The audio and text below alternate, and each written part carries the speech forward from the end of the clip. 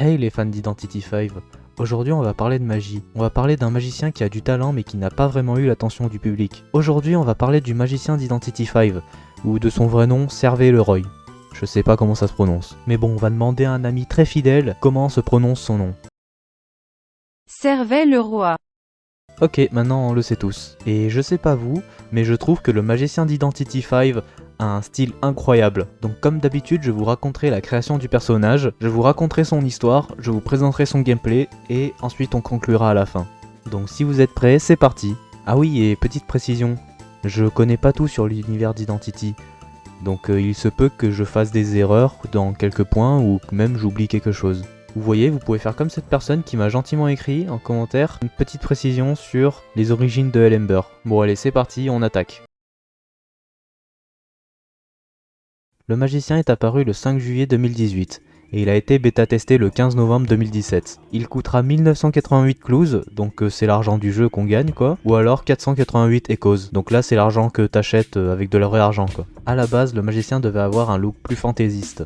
Mais finalement, les développeurs voulaient pas trop faire compliqué, donc ils ont fait ce costume. Et petite anecdote, ils se sont inspirés des animaux fantastiques pour faire le design du magicien. Un look plus simple, un look typique de l'époque victorienne, un costume, un gilet, un pantalon et un haut de forme. Et c'est tout ce qu'il y a à raconter sur l'origine du personnage. Donc à présent, laissez-moi vous raconter l'histoire de Servais Leroy. Donc Servais Leroy a grandi dans une famille de marchands d'art, et grâce à ça, il s'est forgé une passion pour les spectacles de magie.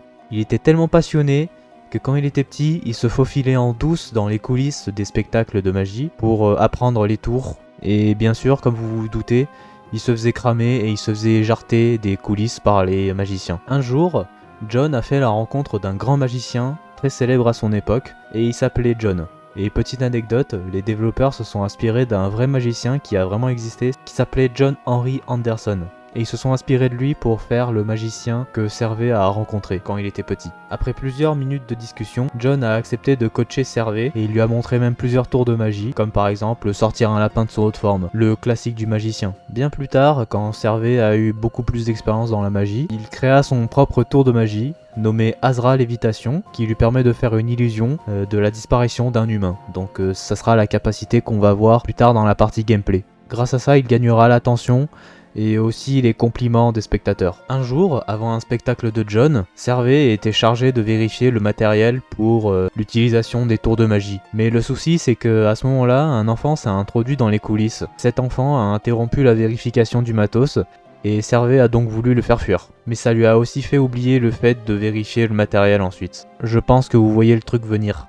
Oui, parce que vu que les machines n'étaient pas vérifiées, pendant la prestation de John sur scène, il a eu un gros accident qui le tua, malheureusement. Et pour éviter la panique dans le public, Servais a donc décidé d'utiliser le Azra Lévitation pour faire disparaître le corps, et ensuite faire croire au public que tout ça n'était qu'une mise en scène. Après ça, Servais a décidé de débuter sa carrière de magicien en Belgique, et il bougera ensuite à Londres pour pouvoir ouvrir son magasin de magie. Mais malheureusement pour lui, il ne gagnera pas les applaudissements du public, même avec son nouveau tour Azra Lévitation, et donc sa carrière de magicien approchera au plus vite de la fin.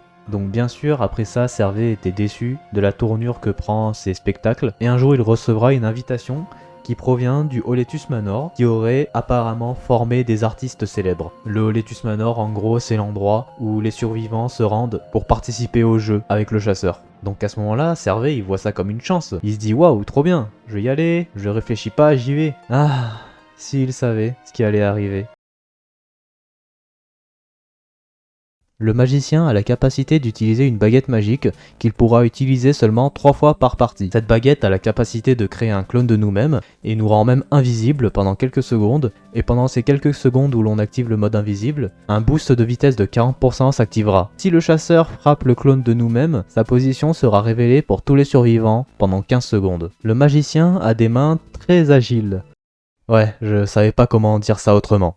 Mais bref, grâce à cette capacité, la chance de voir apparaître des barres de calibration, donc ce que vous voyez à l'écran, est décrémentée de 20%. Mais quand elles apparaissent, elles seront beaucoup plus grandes que n'importe quel autre survivant. Donc il aura plus de chances de réussir ces calibrations. Donc si je devrais dire mon avis sur le magicien, je trouve qu'il est plutôt cool à jouer, mais franchement c'est vraiment pas un survivant que je prendrais tout le temps.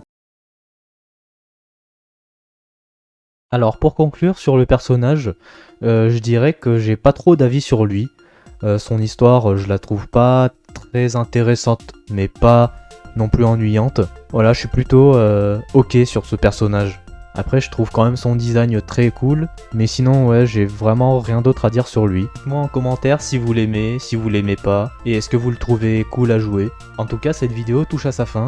N'hésitez pas à lâcher un like, à commenter et à même vous abonner, et à la partager à vos amis qui commenceraient Identity. Et je tiens à vous remercier parce que grâce à la dernière vidéo sur Elember, j'ai gagné quelques likes et quelques abonnés et ça m'a vraiment fait très plaisir et j'espère continuer comme ça à l'avenir. Sur ce, je vous laisse avec les titres des musiques que j'ai utilisées dans la vidéo et moi je vous dis à la prochaine pour un nouveau survivant.